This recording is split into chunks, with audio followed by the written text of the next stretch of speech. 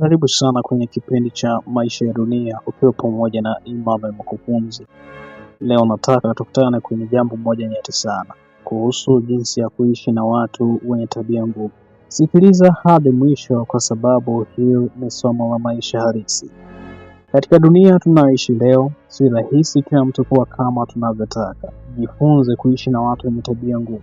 Ni ngumu na wakati mwingine haiwezekani kabisa. Yaani sio rahisi kumbadilisha mtu mwenye tabia ngumu ili awe rafiki au mtu wa kuelewana naye. Mabadiliko ya kweli yanatokea pale tu mhusika mwenyewe atakapodhamiria na kuchukua hatua za kweli ili kubadilika. Lakini kama hauwezi kubadilika au hataki kubadilika, je, utamlazimisha? Hapana. Kwa hiyo kama ni ngumu au haiwezekani kumbadilisha, basi jaribu kubadili mtazamo wako.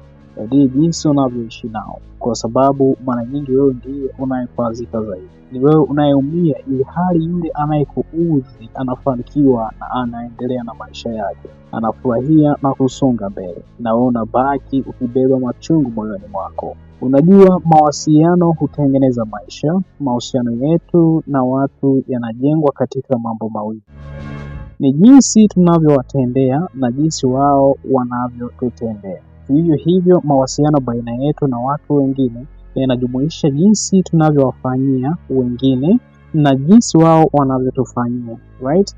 Kwa hiyo kwa kubadili jinsi sisi tunavyowatendea wengine, inaweza kubadili jinsi wao wanavyotutendea sisi, hata kama ni kwa muda au kitambo kidogo sana.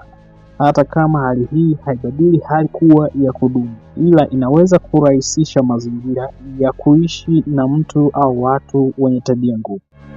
Usitarajii kila mtu kuwa kama wewe, lakini unaweza kuweka mipaka na heshima kwa hekima.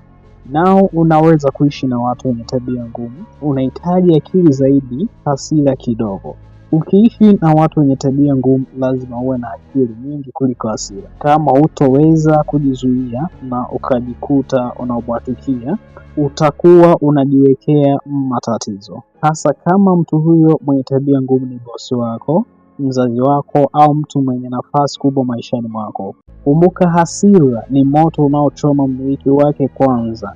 Hekima ni baraka inayookoa hali hata yenye ugumu kiasi gani. Hapo ndipo tunapofunga kipindi chetu cha leo. Jina langu ni Imam Mkufunzi. Subscribe, like na share huu ujumbe kwa marafiki zako. Kama umewahi kuishi na mtu mwenye tabia ngumu, acha comment yako hapo chini. Tutaonana tena kwenye kipindi kijacho. Endelea kuishi kwa hekima na si kwa hasira. Maisha ya dunia.